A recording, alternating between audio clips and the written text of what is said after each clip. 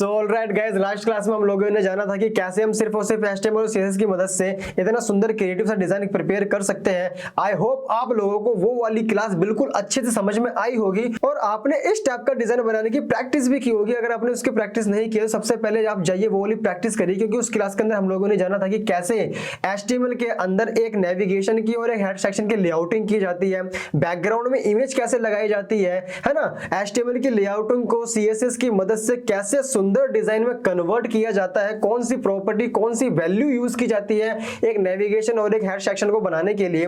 तो आज की क्लास में हम लोग जानेंगे कि अगर हमें कुछ इस टाइप का डिजाइन बनाना हो जहां पर एक साइड में इमेज हो और एक साइड में टाइटल और कुछ कंटेंट और एक बटन हो, तो वो किस तरीके से प्रिपेयर किया जाएगा। तो सबसे पहले हम एक काम कर लेते हैं, एक HTML की निगाहों से एक बार हम इस डिजाइन को देख लेते हैं कि HTML के अंदर हमें किस टाइप का लेआउट बनाने की जरूरत है। तो जैसे कि मुझको यहां पर दिखाई दे रहा है कि सबसे पहले एक है बड़ा सा बॉक्स, ठीक है।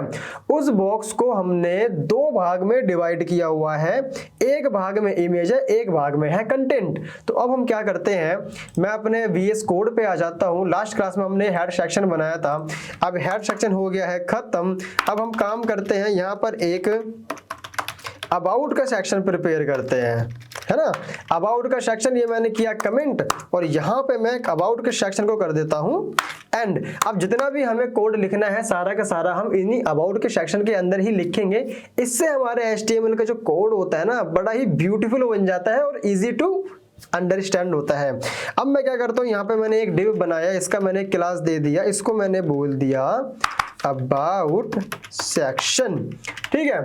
अबाउट सेक्शन के अंदर आप ध्यान से देखेंगे तो ये बैकग्राउंड कलर इस वाइट कलर से थोड़ा सा ऑफ हो रहा है, यानी कि ऑफ कलर जा रहा है। तो हम क्या करते हैं, यहाँ पे मैंने एक अबाउट सेक्शन लिया, अबाउट सेक्शन BG कर देते हैं इसको, है ना। यहाँ पे मैंने एक अबाउट सेक्शन BG लिया, मैं अपने स्टाइलिंग पे आया, यहाँ पर भी मैंने एक कमेंट लगाया और यहाँ पे बोल दिया कि ये है हमारा अबाउट सेक्शन। इसको मैंने किया कमेंट। तो जिस तरीके से हम कमेंट की लेआउटिंग अपने HTML के कोड में करते हैं, सेम उसी तरीके से हम अपने कमेंट की भी लेआउटिंग उसी तरीके से ही करेंगे। अब मैंने यहाँ पे एक क्लास को मैं सिलेक्ट करने के लिए मैंने आपको बताया था कि जब भी हम क्लास को तो हम एक डॉट से इसको डिनोट करते हैं। मैंने यहाँ पे डॉट लगाया और यहाँ पे क्लास का नाम दिया, और अब मैं इसके अंदर बोल देता हूँ कि जी हमारी विड्थ हो जानी चाहिए 100% और हमारी हाइट हो जाए ऑटो, और पैडिंग दे दिया मैंने 5 REM का, ठीक है। 5 REM का पैडिंग देने का मतलब है कि ये चारों कोने से, यानी कि टॉप बॉटम राइट लेफ्ट चारों तरफ से हमारी पैडिंग 5 REM की हो जाए। अब मैंने यहाँ पे बोल दिया कि जी जो आपका कलर है ना व्हाइट स्मोक की, ठीक है, व्हाइट स्मोक कर दिया। व्हाइट स्मोक मतलब कि थोड़ा सा ना ऑफ व्हाइट कलर होता है। अब मैं अपने ब्राउजर में आ जाता हूँ, यहाँ पर हम देखते हैं तो यहाँ पर एक हमारा ऑफ व्हाइट कलर बन गया है। इसको जानने के लिए कैसे बना है, मैं यहाँ पे एक मार्जिन बॉटम कर देता हूँ 5 REM का। अब यहाँ पे देखेंगे ये हमारा ऑफ व्हाइट कलर है और ये हमारा व्हाइट कलर है ना, दोनों में थोड़ा बहुत डिफरेंस आ रहा है। अब हमने क्या किया, हमको एक अबाउट का सेक्शन बनाना है जो कि इस लेआउटिंग के बिल्कुल ही सीध में आए। तो उसके लिए हमें क्या करना है, उसके लिए हमें करना है, हमने एक डिव बनाया, इसको हमने क्लास दिया अबाउट सेक्शन। अब हमने बोला कि जो ये अबाउट सेक्शन है ना, इस अबाउट सेक्शन की विड्थ हमने कर दी एक तरीके से 1300 पिक्सल। 1300 पिक्सल मैंने विड्थ इसकी इसीलिए की है क्योंकि जो हमारा ये ऊपर वाला भी ये हमारा पूरा कंटेनर है ना, ये जो कंटेंट हमारा पूरा बीच में आ रहा है, इस पूरे बीच में आने वाले कंटेंट की विड्थ है 1300 पिक्सल। तो मैंने 1300 पिक्सल कर दिया है और यहाँ पर आ करके मैंने इसको बोल दिया है कि जी आपका बैकग्राउंड कलर हो जाना चाहिए रेड, है ना। और ये बॉक्स कितना आया है हमारा सेंटर में, उसको जानने के लिए मैंने इसकी हाइट कर दी 100 पिक्सल, है ना, कि ये बॉक्स हमारा कितनी हाइट और विड्थ कवर कर रहा है। तो ये है हमारा बॉक्स, ये इस तरीके से हमारा बॉक्स यहाँ पे नजर आ रहा है। लेकिन अभी हम देखें ना, ये इसकी सीध में मैं आऊं तो ये बॉक्स हमारा ना बाहर जा रहा है। तो उसके लिए हमें क्या करना है, इसको हमने बोल दिया कि आप हो जाओ मार्जिन टॉप और बॉटम से 0 एंड लेफ्ट और राइट से ऑटो। तो अब ये ऑटोमेटिक हमारा बॉक्स बिल्कुल ही सेंटर में आ चुका है, ठीक है। अब ये चारों तरफ से बॉक्स हमारा एकदम सेंटर में है। अब मैं क्या कर देता हूँ, इसकी हाइट और बैकग्राउंड कलर को हटा देता हूँ। अब हमें क्या चाहिए, हमें चाहिए एक इमेज और एक कंटेंट। तो उसके लिए हम सबसे पहले क्या करेंगे, यहाँ पे मैंने एक डिव बनाया और उसको मैंने क्लास दे दी, किस नाम से, अबाउट img। एक बार फिर से मैं आपको बताना चाहूंगा कि जिस भी टाइप का आप डिजाइन अपने HTML में बनाने जा रहे हो तो सेम उसी टाइप का नाम आपको अपने क्लास का रखना है। अब हमने यहाँ पे लिया अबाउट img और एक और बॉक्स हम ले लेते हैं यहाँ पे div नाम का, और यहाँ पे मैंने इसको class they the about content. ठीक है, अब हमारा काम क्या है, हमें सबसे पहले एक इमेज लगानी है इस वाले बॉक्स में और कंटेंट डालना है इस वाले बॉक्स में। तो सबसे पहले मैं एक इमेज लगा लेता हूं img। वो वाली इमेज मैंने पहले से ही अपने img फोल्डर में डाउनलोड करके रखी है इमेज के नाम से, और ये अबाउट को मैं यहाँ पे ऑल टैग में भी डाल देता हूँ। और यहाँ पर हम देखेंगे ये हमारा अबाउट अस है, तो मैंने किया कि जो मैंने यहाँ पे H4 कर दिया हमारा ये अबाउट अस में। ठीक है, फिर हमने क्या किया, फिर यहाँ पे हमने एक, ये हमारा ना बोल्ड भी है टैग और इटैलिक भी है। तो उस केस में हमने क्या किया, तो इसके अंदर हम क्या करते हैं, इसके अंदर हम एक सबसे पहले बोल्ड टैग लगाते हैं और बोल्ड टैग के अंदर हमने एक इटैलिक का टैग लगाया और उसके अंदर हमने ये सारा का सारा कंटेंट कर दिया है पेस्ट। ठीक है, अब हमारे पास हमें एक पैराग्राफ दिखाई दे रहा है। मैंने एक पैराग्राफ किया कॉपी, एक पी टैग लगाया और उस पैराग्राफ को मैंने यहाँ डाला। सेम एज ये वाला भी एक पैराग्राफ है, इसको भी किया कॉपी और इसको भी एक पैराग्राफ टैग में डाल दिया। ठीक है, अब आप यहाँ पे ध्यान से देखेंगे तो यहाँ पर ना एक छोटा सा बटन भी दिखाई दे रहा है। तो मैंने क्या किया, मैंने यहाँ पे एक बटन लगाया और यहाँ पे मैंने लिख दिया हायर मी। अब हम यहाँ पे देखें तो क्या हमारा डिजाइन इस तरीके से दिखाई दे रहा है। अब हमने लगाया, यहाँ पर आ गई ये वाली इमेज और ये आ गया पूरा का पूरा डिजाइन। अब हमने क्या किया है, अभी हमने सिर्फ और सिर्फ HTML के अंदर इस वाले डिजाइन की हमने लेआउटिंग की है कि हमें पहले इमेज चाहिए, फिर कंटेंट चाहिए और एक बॉक्स के अंदर चाहिए। अब हमें क्या करना है, CSS की मदद से इसको इतना सुंदर डिजाइन में कन्वर्ट कर देना है। तो हमें CSS की वो कौन कौन सी प्रॉपर्टी यूज होने वाली है इस डिजाइन को कन्वर्ट करने के लिए, आइए चलिए देखते हैं। अब हम क्या करते हैं, ये है मेरा अबाउट कंटेंट। अबाउट कंटेंट से पहले ये है मेरा एक अबाउट सेक्शन। मैं अबाउट सेक्शन के अंदर वापस आता हूं और यहाँ पे मैं लगा देता हूं डिस्प्ले फ्लैग्स। डिस्प्ले फ्लैग्स मैंने जैसे ही लगाया, ये वैसे ही हमारा कंटेंट आमने सामने एक दूसरे के आ गया है। अब हमने क्या किया, इसको मैंने बोल दिया जस्टिफाई कंटेंट स्पेस बिटवीन।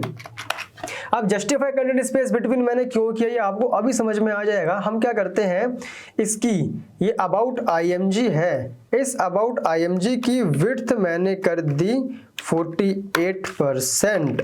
इसकी मैंने विड्थ कर दी 48%। अब मैंने 48% क्यों की, मैं 50% भी कर सकता था क्योंकि हमें तो बस एक बॉक्स के अंदर दो बॉक्स बनाने हैं ना, तो हम 50% के दो बॉक्स बना लेते हैं।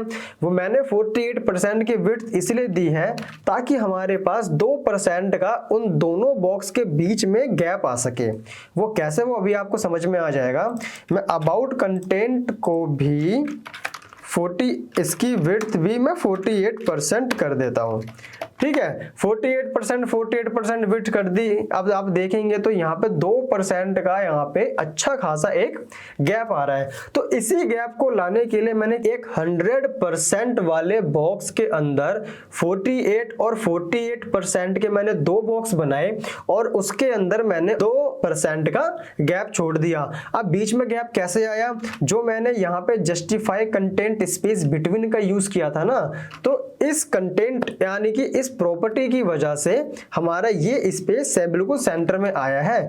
अगर मैं इस वाले को कर दूं कमेंट तो आप देखेंगे तो ये स्पेस बहुत कम हो गया है ना, क्योंकि हमारी इमेज छोटी है इसलिए यहाँ पे ऐसा दिखाई दे रहा है। और अगर मैं इसको खोल दूं तो आप देखेंगे ये स्पेस और ज्यादा फैल गया है क्योंकि अब ये वाला कंटेंट बिल्कुल एक दूसरे के अपोजिट डायरेक्शन में चला गया है। तो अब इसलिए बीच में इतना गैप आ रहा है। अब हम क्या करना है, हमें ये करना है कि ये सारा का सारा कंटेंट इस इमेज के बीचों बीच में आए, यानी कि जितना भी ये कंटेंट है इस इमेज के बीचों बीच में आए। तो सबसे पहले हम क्या करते हैं, सबसे पहले हम ना इस इमेज को थोड़ा कर लेते हैं छोटा, क्योंकि इमेज ना बहुत बड़ी जा रही है हाइट में। वैसे दिखने में तो ठीक लग रही है, लेकिन फिर भी थोड़ा सा ना इसको हम थोड़ा छोटा कर लेते हैं, ठीक है। तो मैंने क्या बोला, मैंने बोला कि जो अबाउट IMG है तो मैंने लगाई मैक्स विड्थ, और मैक्स विड्थ मैंने इसकी कर दी 400 पिक्सल, है ना।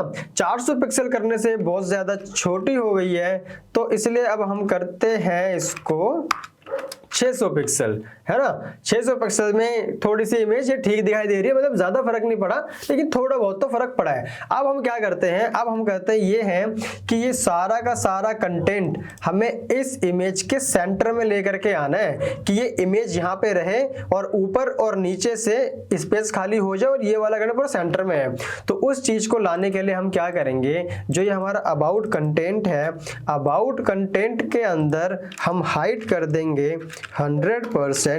अब ये अबाउट कंटेंट कितना स्पेस कवर कर रहा है उसको जानने के लिए हम इसको बैकग्राउंड कलर रेड कर देते हैं, है ना। ये इतना सा खाली स्पेस कवर कर रहा है। तो अब इसके लिए हम क्या करते हैं, इसके लिए मैंने बोला कि जो ये अबाउट IMG है इसकी भी हाइट 100% हो जाए, है ना।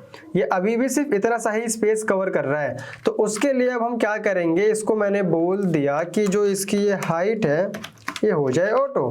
अब जो ये बैकग्राउंड कलर देने के बाद में अबाउट कंटेंट है ये इतनी हाइट कवर कर रहा है, हमें क्या करना है, हमें इसकी हाइट इमेज की हाइट के बराबर लेकर के आ जानी है।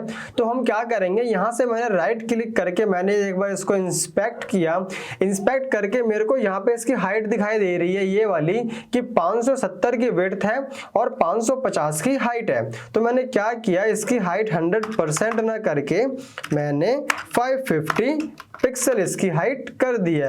अब आप देखेंगे कि ये इमेज और एक ये वाला बॉक्स दोनों के दोनों एक ही हाइट के नजर आ रहे हैं। अब हम इसी के अंदर एक लगाएंगे डिस्प्ले फ्लेक्स, अलाइन आइटम कर दिया हमने सेंटर। लेकिन डिस्प्ले फ्लैग्स का तो काम ये होता है कि वो जितना भी हमारा कंटेंट लाइन वाइज आता है उनको ये बैक टू बैक फॉर्म में लेकर के आ जाता है। अब यहाँ तो प्रॉब्लम हो गई, अब हमें ये कंटेंट हमें डिस्प्ले फ्लैग्स के मदद से सेंटर में भी लेकर के आना है और जो हमारा कंटेंट है वो लाइन वाइज भी आ जाए। तो इस चीज को खत्म करने के लिए फ्लैक्स की एक और बड़ी ही पावरफुल प्रॉपर्टी होती है जिसको बोलते हैं हम फ्लैक्स डायरेक्शन। फ्लैक्स डायरेक्शन का मतलब होता है कि आप इसको कहां देना चाहते हो, है ना। तो इसको मैं आपको यहां से ना समझा करके हम इसको समझते हैं डेवलपर मोड से, ठीक है। अब ये है अलाइन आइटम सेंटर, इसको हटा दो यहां से, ठीक है। आइए हमें डिस्प्ले फ्लैक्स यहां पे मैंने लगाया फ्लैक्स डायरेक्शन। फ्लैक्स डायरेक्शन को मैंने किया कॉलम करते ही देखा सारा का सारा कंटेंट हमारा बैक टू बैक आ गया है। आगे मैंने किया कॉलम रिवर्स में क्या हुआ, हमारा जो कंटेंट था, जो सबसे नीचे का कंटेंट था वो सबसे ऊपर आ गया है, ठीक है। फिर मैंने किया इनहेरिट से कुछ भी नहीं हुआ, बस खाली वो बैक टू बैक अभी भी आ रहा है। एक इनिशियल, इससे भी कुछ नहीं हुआ। एक होता है रिवर्ट, फिर रॉ, है ना, रॉ रिवर्स में क्या हुआ, हमारी रॉ है वो बिल्कुल रिवर्स हो गई है। फिर एक होता है अनसेट। तो हमें क्या यूज करना है, हमें यूज करना है कॉलम का, मतलब अभी जो हमारी डिजाइन पैटर्न की रिक्वायरमेंट है उसके हिसाब से हमें फ्लैक्स डायरेक्शन का यूज करना है कॉलम।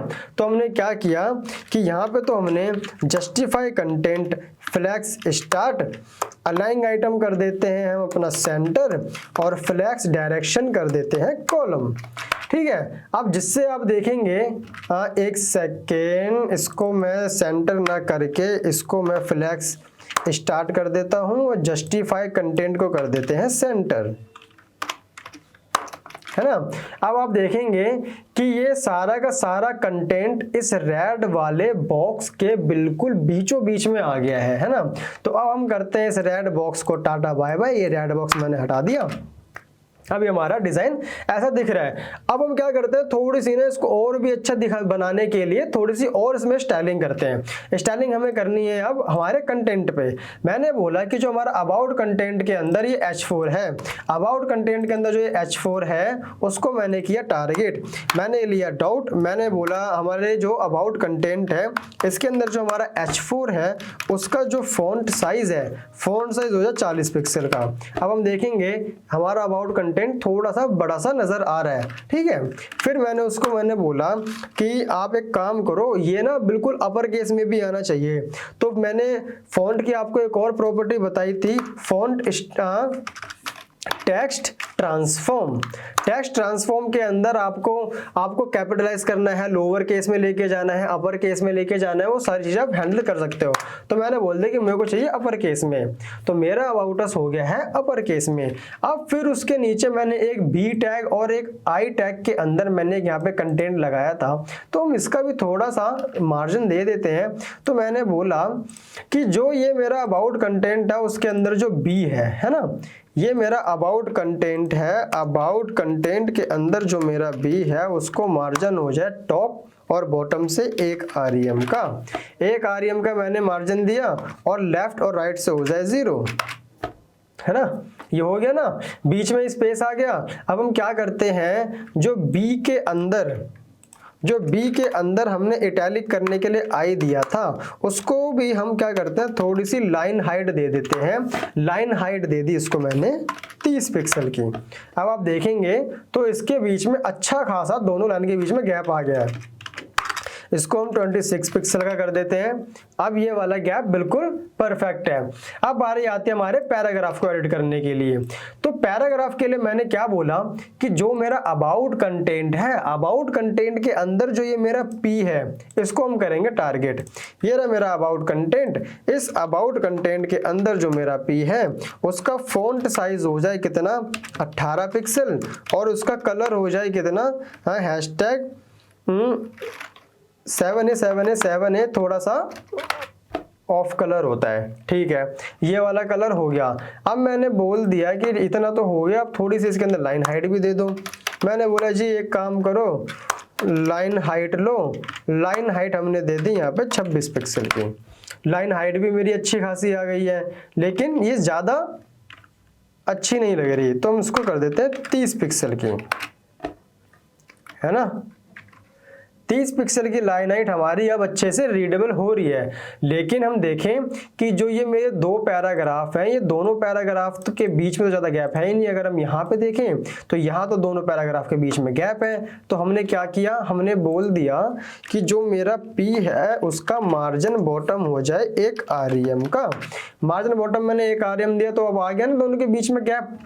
थोड़ा सा इसका फॉन्ट साइज में छोटा कर देता हूँ, इसको मैं 16 ही रहने देते हैं। ये अब थोड़ा सा दिखने में अच्छा लग रहा है। अब बात आएगी यहाँ पे इस बटन की। इस बटन को टारगेट कैसे करेंगे, सोचो एक बार। इस बटन को टारगेट करने के लिए मैंने इसका सबसे पहले पेरेंट का नेम देखा। पेरेंट कौन है इसका पेरेंट है अबाउट कंटेंट, और पेरेंट का चाइल्ड कौन है, बटन, ठीक है। तो मैंने बोला कि जो ये अबाउट कंटेंट है, अबाउट कंटेंट के अंदर जो इसका चाइल्ड है एक बटन नाम का, उसको मैंने बोल दिया कि जो आपकी पैडिंग है वो टॉप और बॉटम से हो जाए 15 पिक्सल, लेफ्ट और राइट से हो जाए 40 पिक्सल, ठीक है। अब हम देखेंगे यहाँ पे हमारा बटन का विड्थ और हाइट दोनों ही बड़ी हो गई है। और इसको मैंने बोल दिया कि जो आपका फॉन्ट साइज है, फॉन्ट साइज भी आपका 16 पिक्सल हो जाए। 16 पिक्सल करके थोड़ा सा ये बड़ा हो गया है। इसको मैंने टेक्स्ट ट्रांसफॉर्म दे दिया है इसका अपर केस में, है ना। अपर केस में इसको मैंने कर लिया है कन्वर्ट, और थोड़ा सा इसका मैंने फॉन्ट वेट बढ़ा दिया, उसको मैंने कर दिया 600। फॉन्ट वेट भी 600 हो गया, ये इतना हो गया। अब मैं चाहता हूँ कि जो ये मेरा कर्सर नॉर्मल टेक्स्ट वाला आ रहा है, यहाँ पे जो क्लिक वाले कर्सर होते हैं ना वो आए। तो क्लिक वाले कर्सर के लिए मैंने लिए कर्सर की प्रॉपर्टी, और उसको मैंने बोल दिया कि इस कर्सर हो जाए पॉइंटर, है ना। कर्सर ये पॉइंटर हो गया। चलो इसी बहाने ना हम कर्सर की प्रॉपर्टी जान लेते हैं कि आखिर कर्सर कितने तरीके के होते हैं। मैंने कर्सर लिया, अब कर्सर की वैल्यू कौन कौन सी होगी। एक होता है यहाँ पे, अब देखेंगे ये वाला ऑल स्क्रॉल, है ना। ये कर्सर आप देखोगे तो भी ये जो स्क्रॉल वाला पैटर्न होता है ना उसमें आ जाएगा। ऑटो में तो नॉर्मल है ना। सेल में जो हम जब भी आप एक्सेल आपने अगर यूज की होगी तो वहां पे सेल को ऐड करते हो ना, तो जैसे उसके लाइन के बीच में आप अपने कर्सर को लेके जाते हो तो वहां पे प्लस का निशान आ जाता है। तो सेम टू सेम वैसा ही कर्सर आपको यहाँ पे देखने को मिलता है। फिर क्या मैंने किया, कॉल रिसाइज, है ना, सेम टू सेम वही एक्सेल के अंदर। फिर आता है कॉन्टेक्ट मेन्यू, है ना, ये मेन्यू है, नॉर्मल सा कर्सर है ये आता है कॉपी का। कॉपी करने के लिए आप देखोगे तो हमारे इस कर्सर के ऊपर ये प्लस का निशान होकर के आ रहा है, अगर आप ध्यान से देखोगे, है ना। फिर ये क्रॉस हेयर देखा, क्रॉस हेयर में प्लस का निशान बन करके आ रहा है। फिर ये डिफॉल्ट में तो डिफॉल्ट रहेगा ही। फिर ये ई रिसाइज, है ना। फिर ये यहां से हो गया, ये EW रिसाइज है। कर्सर की तो प्रॉपर्टी बहुत तरीके की होती है। ग्रैब वाला कर्सर है ना। यहाँ पे आप देखोगे तो जो हैंड आपका बन करके आ जाएगा। देखो बाहर जाओगे, बाहर में नॉर्मल है, अंदर जाओगे तो ये ग्रैब करने वाला जो कर्सर नहीं होता, ये आपका वो वाला कर्सर बन जाएगा। अगर मैं और प्रॉपर्टी दिखाऊं आपको तो ये जूम इन वाली हो गई, है ना, प्लस का निशान आ रहा है। ये माइनस का निशान आ रहा है जिम आउट वाली, ये प्लस का निशान आ रहा है जूम इन वाली। ये वेट वाला, है ना, वेट में देखो बाहर लेकर के जा रहा हूं तो नॉर्मल है, अंदर लेकर के आ रहा हूं तो वो circle round round round round घूमे जा रहा है ना। तो बहुत सारे टाइप के कर्सर होते हैं। अब ये डिपेंड आपको करता है कि आपका डिजाइन किस तरीके का है और किस टाइप का कर्सर आप चाहते हो, उस टाइप का कर्सर आप यहाँ पे इजीली दे सकते हो। ये वाला प्रोग्रेस वाला कर्सर है, वो होता है ना कि हम क्लिक करते हैं तो कुछ भी चीज हमारी लोड होती है तो प्रोग्रेस में घूमने लग जाती है। ये उस टाइप का कर्सर है। देखो बाहर जाऊंगा नॉर्मल, अंदर आऊंगा तो ये हमारा इस टाइप का कर्सर हो गया है। सेम एज इट है भाई, ये पॉइंटर है, ये हमारा पॉइंटर ये इस तरीके का बन जाएगा। तो हमें अभी क्या चाहिए, हमें कर्सर चाहिए पॉइंटर, क्योंकि हमें पॉइंट करना है। तो यहां मैंने दे दिया कर्सर पॉइंटर, ठीक है। अब बात आती है कि हम इसकी कलर चेंज कर देते हैं, बैकग्राउंड। तो मैंने बोला जी आपका बैकग्राउंड कलर हो जाना चाहिए ये ऑरेंज वाला। बैकग्राउंड कलर हो गया इसका ये। अब मैंने बोला कि अब आपका जो अंदर का टेक्स्ट है ना, उस टेक्स्ट का कलर हो जाना चाहिए व्हाइट, ठीक है। टेक्स्ट का कलर मैंने कर दिया व्हाइट, और इसके अंदर मैंने बोल दिया कि जो आपकी आउटलाइन है वो नन हो जाए और जो बॉर्डर है वो भी नन हो जाए। अब आप देखोगे तो जो इसके पीछे एक ना आउटलाइन आ रही थी ना ब्लैक कलर की, वो वाली आउटलाइन हो गई रिमूव। अब हम क्या करते हैं, थोड़ा सा ना इसको बॉर्डर रेडियस दे देते हैं। मैंने कर दिया जी आपका बॉर्डर हो जाए 50 पिक्सल का, है ना। अब देखो ये वाला कर्सर, अब ये वाला बटन कितना सुंदर बन गया, है ना। यहाँ पर आप देखोगे तो इस टाइप का हो रहा है, और यहाँ आप देखोगे तो इस टाइप का हो रहा है। तो इस टाइप का डिजाइन बनाने के लिए आपको अच्छे से समझ में आ गया होगा कि HTML के अंदर लेआउटिंग किस तरीके से की जाती है और वो कौन कौन सी CSS की प्रॉपर्टीज और वैल्यूज होती है जो इस टाइप का डिजाइन बनाने के लिए काफी यूजफुल होती है ना। क्योंकि क्या होता है, CSS बहुत ही बड़ा कॉन्सेप्ट है। अगर मैं एक एक करके उसकी सारी वैल्यू प्रॉपर्टी को बताने के लिए बैठूंगा ना, तो ना वो आपको समझने आने वाला है, ना मुझे बताने में अच्छा लगेगा, और हमारी जो क्लास है वो 10-10 घंटे के लेक्चर बन जाएंगे, और लेकिन पूरे बोरिंग लेक्चर होंगे। तो इसीलिए ना बिल्कुल यूनिक कॉन्सेप्ट्स के साथ में हम आपको एक एक चीज बिल्कुल ही प्रोजेक्ट वाइज बताते हुए चल रहे हैं कि अगर आप इस चीज का यूज करते हो तो इस चीज का यूज करके आप एक इस टाइप की डिजाइन को क्रिएट कर सकते हो। तो अभी तक आपके पास में प्रैक्टिस करने के लिए काफी सारा मटेरियल है, और आप खुद सोचो कि कुछ ही क्लास में आपने सिर्फ और सिर्फ HTML और CSS की मदद से एक पोर्टफोलियो वेबसाइट का इतना सुंदर सेक्शन आपने डिजाइन कर लिया है। अगर आप इसी डिजाइन को अच्छे से, इसके पीछे का लगा कॉन्सेप्ट, इसके पीछे का लगा लॉजिक, और कौन कौन सी प्रॉपर्टीज लगी है, HTML की लेआउटिंग कैसे की है, ये सारी चीजें अगर आपको अच्छे से समझ में आ जाए तो आप बहुत ही जल्द एक अच्छे डेवलपर बन जाओगे। इसलिए ना प्रैक्टिस बहुत जरूरी है, प्रैक्टिस लगातार करते रहनी है आपको। ये मैंने डिजाइन यहाँ पे बना दिया है। अब आप कोशिश करो कि आप भी इससे मिलता जुलता ऐसा एक डिजाइन बनाओ और अपनी खुद की छोटी सी प्योर HTML और CSS के बेस पे एक छोटा सा लैंडिंग पेज बनाने की कोशिश करो। तो चलिए मिलते हैं अपनी नेक्स्ट क्लास में।